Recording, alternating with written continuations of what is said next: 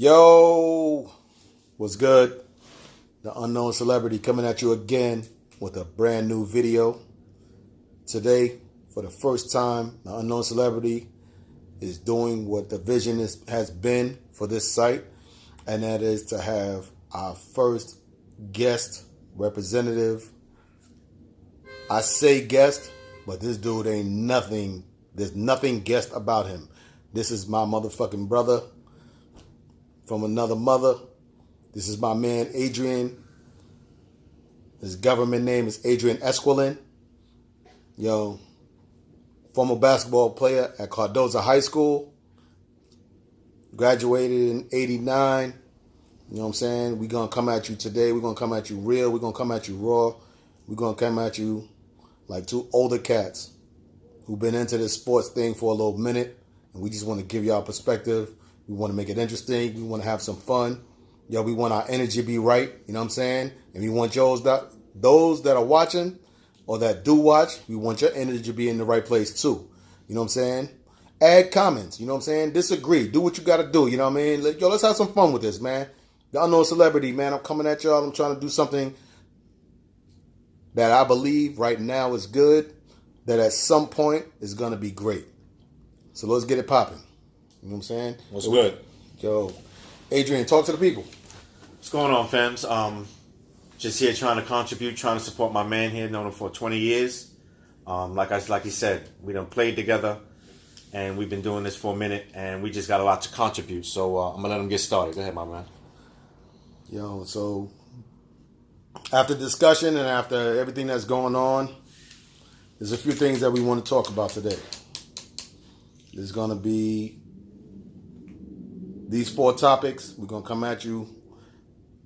Number 1 will be the roughing the passer rule, the way it's being enforced this year. We're going to talk about that. We're going to talk about the rookie quarterbacks in the league. We're going to give some grades on them. We're going to talk about some coaches. There's some coaches in the league that's overrated. They shouldn't have jobs. And there's some that should not have jobs. They should not have jobs. So I could lose as much as they do. You know what I'm saying? So, how about if I did my job like them, I wouldn't eat. Exactly. I couldn't exactly. eat. You know what I'm saying? Yo. Yeah. And yo, let's talk about it. Let's talk about it's important, man. It's important to our struggle. It's important to our fight. It's important to those brothers that are willing to speak for our community. You know what I'm saying? That are willing to shed light on things that need to be shed light on, that a lot of people are uncomfortable with. And that is our brother Eric Reid getting signed by the Carolina Panthers. We want to talk about the new ownership of the Panthers. We want to talk about Eric Reid being signed by that new ownership and how important that may or may not be. So let's go. My man. Set us off. All right, so let's talk about this roughing the passer rule. All right, and we're gonna wrap this up real quick because we can really go down this rabbit hole, but we're not gonna go that far down. First off, let's start the disparity with we got just a few African American quarterbacks in the league, but they seem to be taking a lot of hits. So I went ahead and checked out the NFL penalty tracker, and lo and behold, they got our man Cam at number 5 with the 5th most penalties. But they got him being hit twice as much as the top person. Is that the 5th most penalties or the 5th most hits? 5th most penalties called on him. But he's number 1 in hits. Okay. So that disparity alone questions, and it questions debate. Straight up. It questions debate, and I'm going to tell you why. Because when they trying to quantify his hits as opposed to when it's time to get his money, they're going to put those hits as dangerous hits. But they don't list them as dangerous hits. They list them as just hits because they got him as number 5 as hits that were penalized. That's crazy. So tell me about how you think about how they doing that. And fair or unfair, I don't agree with it, but I get it. Yo, but the fact that he's the size that he is, I think they hold that against him. Absolutely. I think there's other players that are not as big as him. Like Aaron Rodgers moves around quite a bit. You know, Alex Smith is not a quarterback that stands still by any means. You know what I'm saying? I mean, Eli's a standstill quarterback, but we're not talking about that type of quarterback right now. I just think that, unfortunately, fair or unfair, I think Cam Newton is not treated as a quarterback because he's not your average quarterback. He's a lot bigger. He's a lot faster. He's a lot stronger. So I don't know whether that's fair or not. I know what I believe. I believe it's unfair. I believe that, that dude takes punishment that they should be protecting him from taking because the NFL, even getting back to the main topic right now, which is the roughing the passer rule. The roughing the passer rule is so we don't get stuck watching backup quarterbacks the whole season. Correct. I don't want to watch backup quarterbacks. I don't. Ain't nobody going to buy a ticket as much as they cost to see a backup quarterback. Why would you want to pay good money to see a backup quarterback? Nobody wants to see that. Not everybody's a Nick Foles. So, exactly. Nick Foles is an anomaly. He's an exception to the rule. Correct. You can't Fool's gold. What kind of organization do you run if you think your backup quarterback is as good as your starting quarterback and can lead you to win a Super Bowl? You know what I'm saying? I agree with you on that. So basically, bringing up those disparities, I just want to, I'm bringing it to your attention so that everybody pays attention to it. And I'm going to put you on notice now. From the beginning of the season till now, Deshaun Watson has been hit the most at 55. Now, okay, he leaves the pocket. In the future, ladies and gentlemen, I want you to pay attention to the hits he takes. They're not being called. Take out a pad and paper and just count them. They're not being called properly compared to his counterparts. So, like last week, I remember a call was made for Ben Roethlisberger. That was ridiculous. Yes. How about the call made on Cousins? Yesterday when on Bennett, Cousins. When Bennett rolled on him on his gently. And hit him gently. Gently. Slid down. How about the back-to-back calls on Clay Matthews? That determined the outcome of those games. Who were the quarterbacks in those plays? Who was that? It was Cousins, and it was also, I forget the second game right now. It'll come to me at some point. Yeah. But it wasn't a brother. Both of them, neither one of them was black, and I don't want to overdo it. I don't ever want to overdo the race thing. No. The race, we know. But you gotta keep it in mind. There's never a situation where you can just completely ignore it. No, that's absolutely that's foolish. Not when we're knowing what we're dealing with. Yo, we're not doing foolish here. Yeah, we're dealing with the unknown celebrity. Don't deal with the foolishness. All right, let's not get it twisted. All right, so let's wrap that up. Just as long as y'all are aware, we are aware as well, and we're gonna stay on top of that. We're gonna get back to y'all on that next week. We're gonna see after Sunday what it is, and we're gonna hit y'all up Sunday night right away. Facts. Next. Yo, we're going to talk about the rookie quarterbacks. Some rookie quarterbacks in the league that was drafted this year. I got some points. That are playing. And, we just wanted to, we want to touch on their play thus far. We're talking about dudes like Sam Darnold. We're talking about Sam Darnold for the Jets. Yeah, let's talk about my Jets. We're talking about Josh Allen for the Bills. We talking about Josh Rosen for the Arizona Cardinals. No, we don't want to talk about him. We talking about Baker Mayfield for the Cleveland Browns. Yeah. We talking about who else? We talking about Lamar Jackson from Louisville, who has basically no chance of starting anytime soon. And neither does your man Randolph sign with your boys. Because Mason Rudolph. Yeah, Rudolph. Mason Rudolph is not a first round pick. Oh, he was drafted this year, so he's a drafted. rookie. He was drafted, so he's a but we ain't never gonna see him. Rookie quarterback. We gonna see him less than we gonna see Jackson. it's gonna be easier to grade them two than anybody else, I guess. Real quick.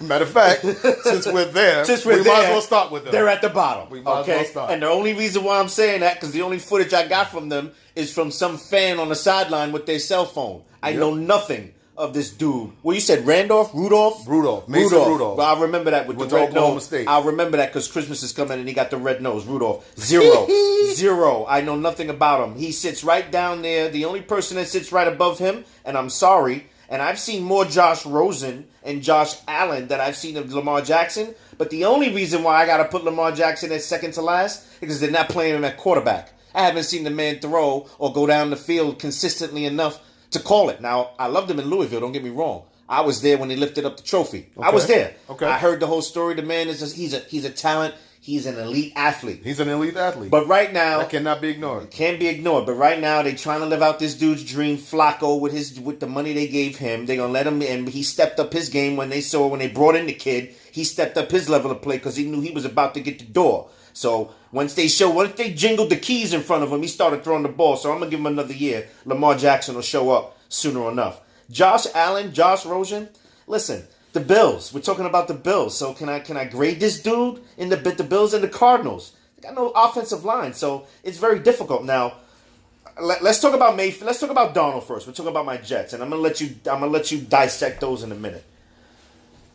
My Jets are on the rise, and I'm biased, and they're on the rise because that's the best quarterback they've picked in the last 10 years since I've been paying attention to this shit. So. I'm good to go with Darnold. And Mayfield, we all know Mayfield is on the top. He came out of Oklahoma. He's doing his thing in Cleveland. Just beat the Ravens. And I got a lot of faith in him. What you think? A Cleveland team that they don't beat anybody, let alone beating the Baltimore Ravens. Right. Who just beat the Steelers last week. Say it again. That's right. And beat them convincingly. That's correct. They're on the rise.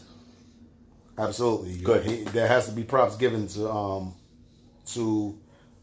I have no choice but to agree with you, the number one rookie quarterback, even though he just started his first game this week. Is Baker Mayfield. Baker Mayfield has already shown to be a quarterback who's accurate and a quarterback that is not reliant on stellar offensive line play.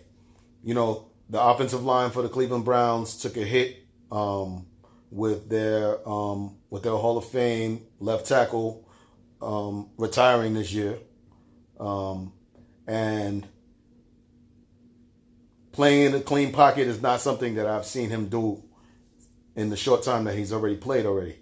And agree, being able to not play in a clean pocket and still deliver accurate throws is something that you would expect from veteran players like Eli Manning, you know what I'm saying? Which Eli Manning, I think he takes a beating sometimes, but I also But I also have questions about certain things that he does and does not do. Thank God he's durable. But he's very durable, which is it's a blessing. That's a feather in his cap. Yeah, he needs it. You know what I mean? Yeah. But Baker Mayfield has proven to be a quarterback that is worth his value because you don't need great offensive linemen for him to play great. Right. Now, that's not conducive to sustained success, but it is an advantage to have when you have a guy like Baker Mayfield, even on the backdrop of a guy who has a little bit more experience than him in Dak Prescott. Dak Prescott can move around a little bit. He got a little bit of wheels on him too, but he's not accurate. He's not the gamer that Baker Mayfield already is, even with a very much shorter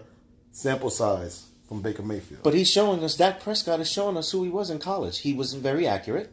And if you give him the wrong system, when he was in college, the only thing that made him good was they took him out. He was out of the gun. He was very rarely under center. Yeah, he was very similar to Tim Tebow in his college career. Right. Ran the ball a lot. Right. But we knew coming in he wasn't very accurate. And he's showing that in Dallas. He's proven that.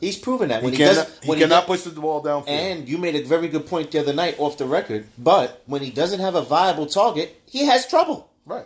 He has trouble. So I agree with you on that. Very good point. So my numbers is number one is Baker Mayfield. Done.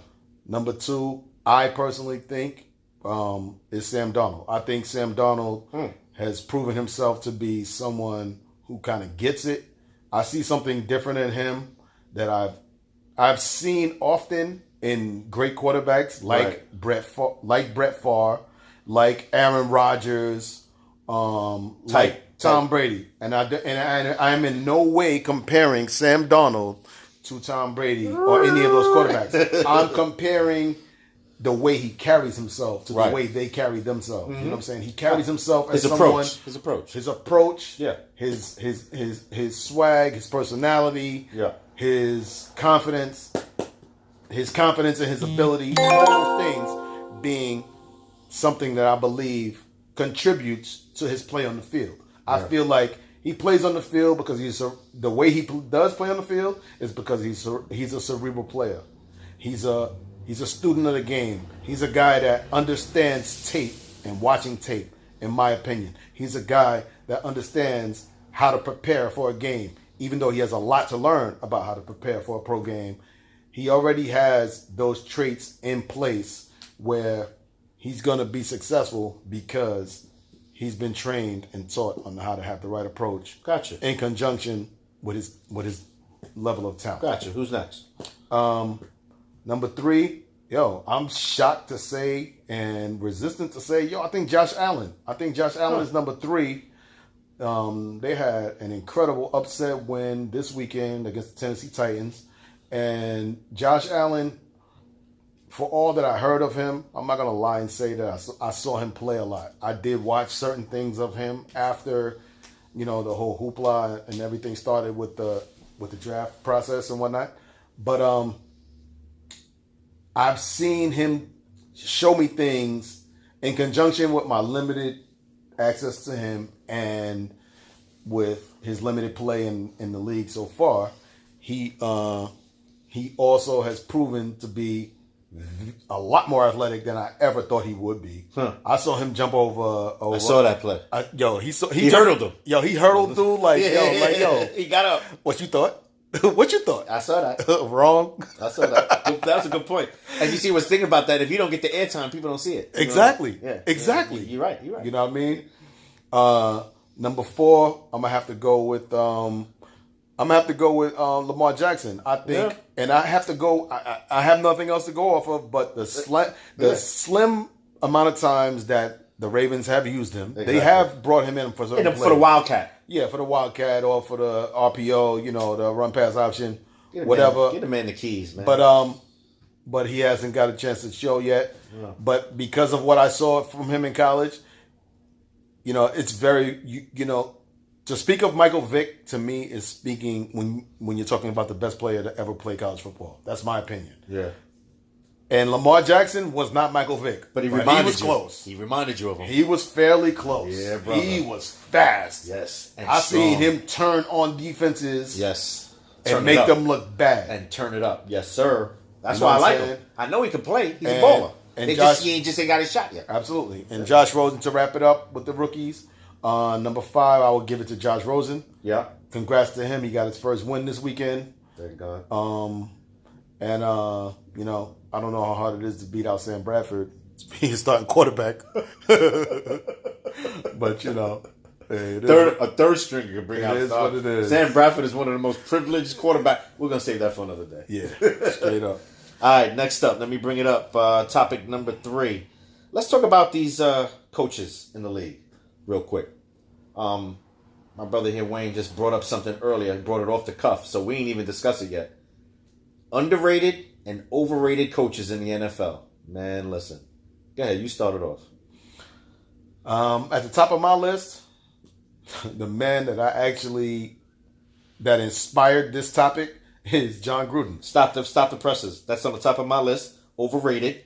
Let's talk about him for 2 seconds and we're going to pass it on. Let's do it. Quarterback guru, piggybacked off of we know who, Tampa Bay Super Bowl, off the not coaching for many years. We all get it. He's smart, this, that, and the third. He's having a hard time down there. He's made some bad decisions in Oakland.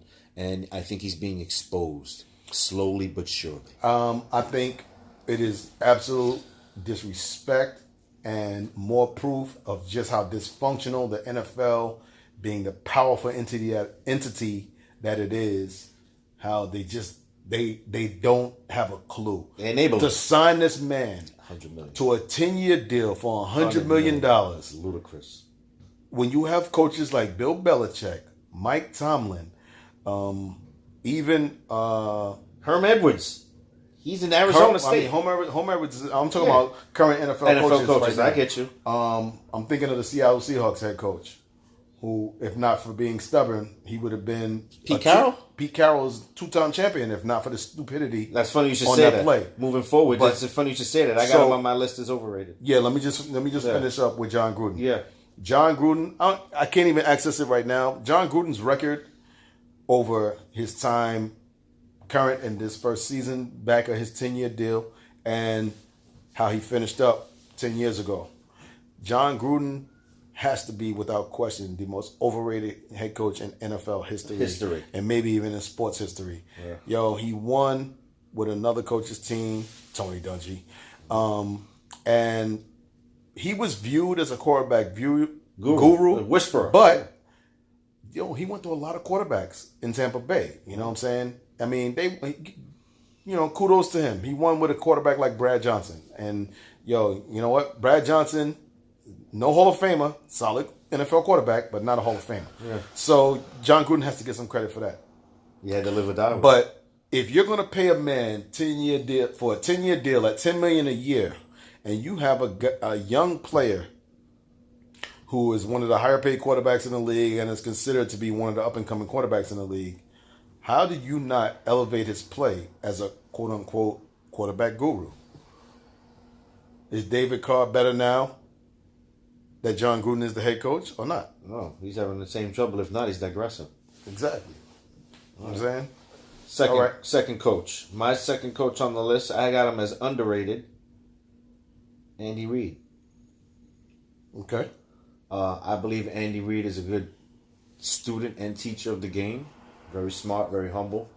He's not one of those coaches like the other coach I got on my list, like Belichick, when you get him at the press conferences where he just comes off the cuff and says outlandish things. He's smart. I liked him when he was in Philly. Everywhere he goes, the culture in the locker room is right. And that's why I think the football gods are blessing him with this gem of a quarterback, Pat Mahomes, because he's earned that right. And I think it being underrated, in my eye, being underrated, meaning I don't even believe it has anything to do with the market, because he wasn't getting his just due when he was in Philly, and Philly is a big market. And he's in KC. And I've been to Kansas City. It's as big as at that stadium. It's not a lot going on out there in Topeka and Kansas City. True. So you don't hear a lot about Andy Reid. Meanwhile, his team is 5-0. Hey, I completely agree. I think Andy Reid is an excellent offensive mind. But he cannot escape what every NFL head coach has to face. What is your playoff record? And his playoff record, I know as an Eagles head coach, he lost 4 straight NFC championship games before they finally went to the Super Bowl and lost that game. I also know that they lost to my Steelers last year in the playoffs, and he's lost a number of games as the Chiefs head coach. That being said, I think he's a brilliant offensive mind, but underrated, I'm not sure if I put him as underrated. I think he's probably right where, in my opinion, he's right where he needs to be. But one of the coaches that I wanted to bring up that is an unpopular name, maybe some know about it, maybe some don't, but I think he can. I think he's an underrated head coach, and I think he's going to bring greatness and brilliance to that franchise as long as that franchise gets it together, and that would be none other than Frank Reich. Y'all think Frank Reich? You know, I look at Frank Reich. I remember his career. He played for the Bills.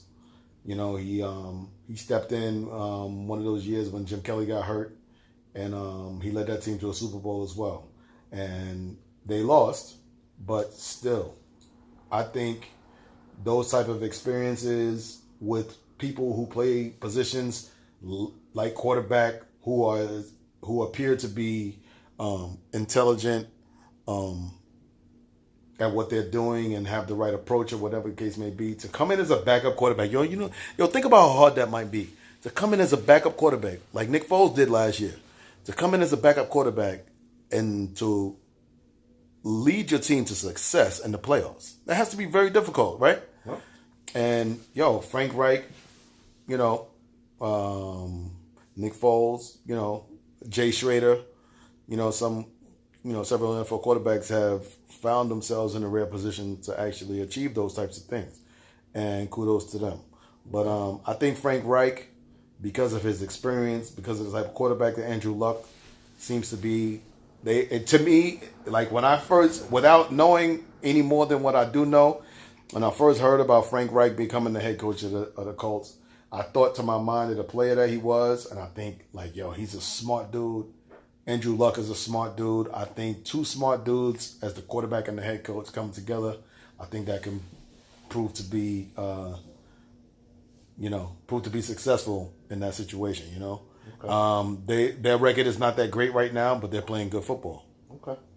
They lost to the Patriots last Thursday, But like I said, they're playing good football. They had a chance to win that game. They just didn't. They came up short. Okay. But I think Frank Reich is underrated, no question. All right. So moving on. What's next? Okay.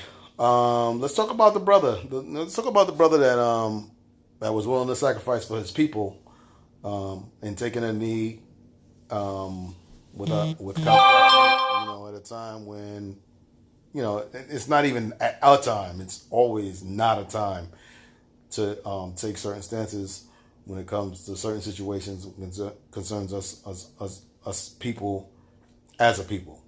And for the brother Eric Reid to have made the sacrifice that he continues to make for our community and for our people, and to have been signed by the Panthers this week, I think is a home run. I think it's an outstanding look. I think the new owner of the Panthers, who came out of the Steelers organization, ironically, David Tepper, I think made an awesome move by doing something that made football sense. He did something that was going to, in his mind, help his football team be better. And that's more important for the owner than it is for that player to get a message out about righting the wrongs in our communities. You know what I'm saying? So, and some of them would put Eric Reid, some of them have put Eric Reid and Colin Kaepernick and others' stance against injustice as a reason to not bring them in the fold. So for the owner of the Carolina Panthers, kudos to him for going against the grain and for, understanding that, there's a bigger picture here. So, yeah, I'm not giving him no award, don't get me wrong, but I appreciate that he did what he did because he didn't have to.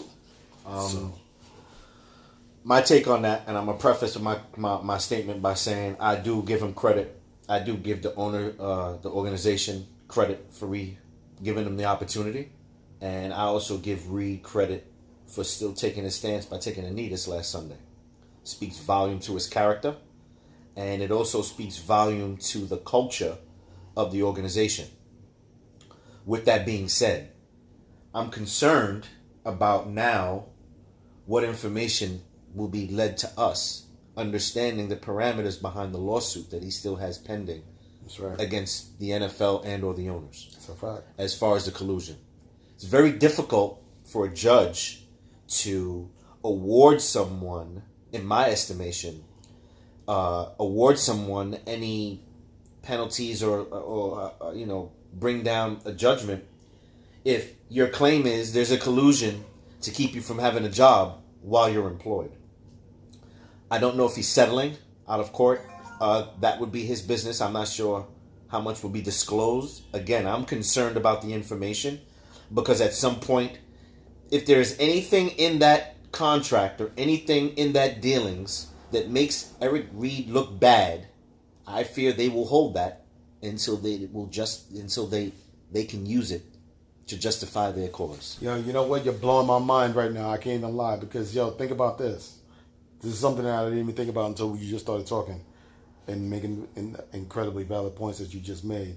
And that is, imagine if the motivation behind signing Eric Reid was to sully his lawsuit and to also sully Colin Kaepernick's lawsuit.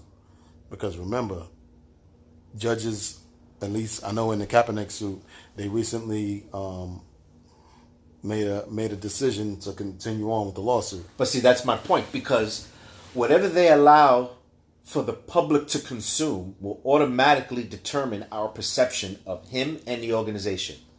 Now, if there's anything within that dealings that's sideways, we won't know about it until either team needs it to benefit their cause. For instance, things get a little tight, Eric Reid starts pressing them for more cash, and then the organization puts out during our thing, whatever, you willing to sign with us and told us you don't give a hell about all of that stuff. You just want your money.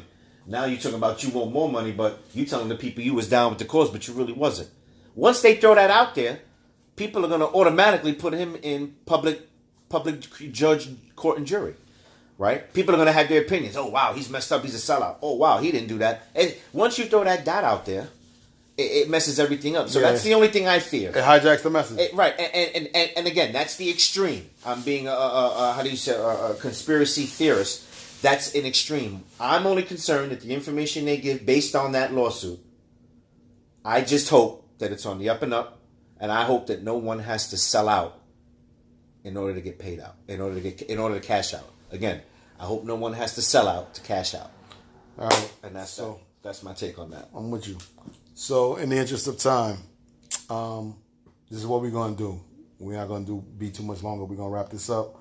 I'm just going to throw out there, I think the most overrated coach in the entire NFL is Jason Garrett. I think, and there's someone else that I consider to be very close to him in their incredibly limited success, but their insane ability to be able to keep hold of these jobs. And that is, Jason Garrett has won one playoff game in all his years as being a head coach. Decade almost. Over a decade. And they just continue to trot him out there year after year after year. And I think it's an understatement to say that he's overrated, because if you're continuing to hire a coach, that means that you think he's, at minimum, a good coach. And if you think he's a good coach, after all the games that he's coached that he has not proven that, then to me that warrants him to get the incredible gold standard. You know what's so funny? He gets a gold-colored Pringles box that says, "You are the worst coach in." But you know what's NFL. so funny? It's funny you should mention that, because when it comes to the Dallas Cowboys, I think that's the only franchise where the owner makes it publicly known their affection for their quarterback, Tony Romo, quote unquote, and or the coach. Right. He's the only one that tells people he's fond of them personally. Right. So that automatically brings up the perception, well, wait a minute. Clearly, he still has a job because you like the dude. Because you can't like him because he's a winner, because clearly he's not. Because everybody's home for the holidays, after the holidays, because ain't nobody going to the playoffs, deep in the playoffs, or going to the Super Bowl. The only time you'll go to the Super Bowl is when you'll buy tickets. So how is it that you like this guy, you hired him to be your football coach, and he is not doing that well? So, right. the only justification for him still having a job is you like him.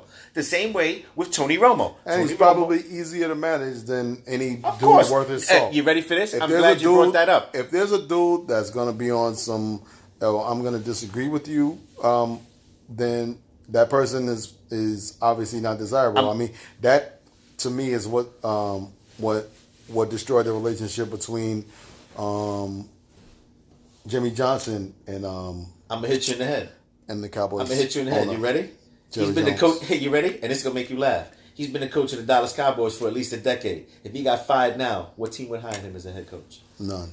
Zero. He might get a job as an offensive coordinator. Maybe a CFL team might hire him. In the NFL, he will get a job as an offensive coordinator. Maybe a high school team might hire him. No. He will get a job in the NFL. I'm clowning right now. I know. I'm clowning right now. Yeah, Pop Warner. But he will get a job as an offensive coordinator because that's what he was good at. Right. He will never get a job as a coach in the NFL. Right.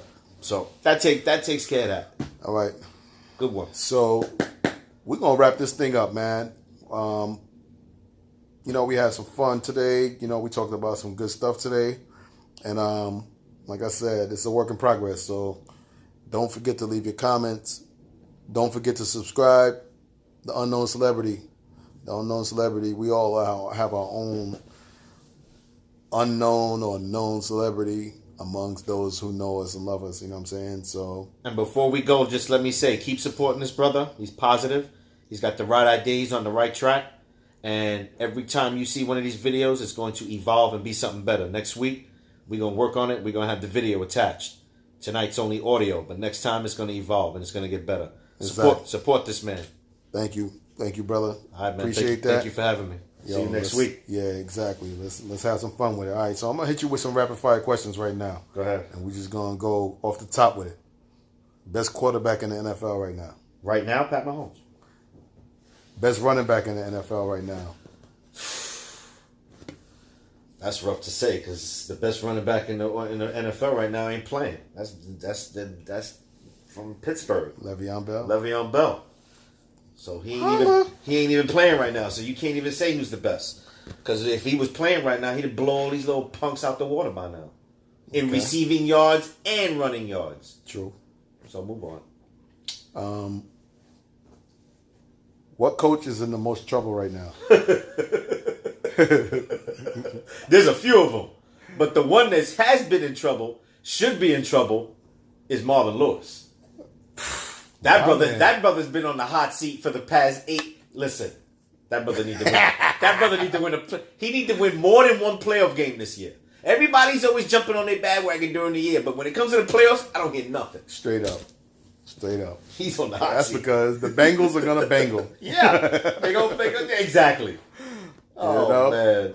So yo, that's it for the rapid fire, man. That's it for this session. You know what I'm saying? Yo, thank y'all for all of those that may have been on while we was doing this, and for all, especially who are gonna watch after the fact. Thank you for your anticipated support. We appreciate you. We love you. We want your feedback. We want you to tell us what we're doing wrong. Tell us what we're doing right. And you know, the unknown celebrity is the people. You know what I'm saying? That's what we represent. We represent those voices that don't have no voice. You know what I mean? We just want to try to put something out there that's positive and that's fun and that's interesting and that speaks for the people. So thank you for coming out. Russell Simmons would say, thank you for coming out. God bless you and good night. I'll at you. But yeah, maybe I shouldn't have made a reference to Russell Simmons.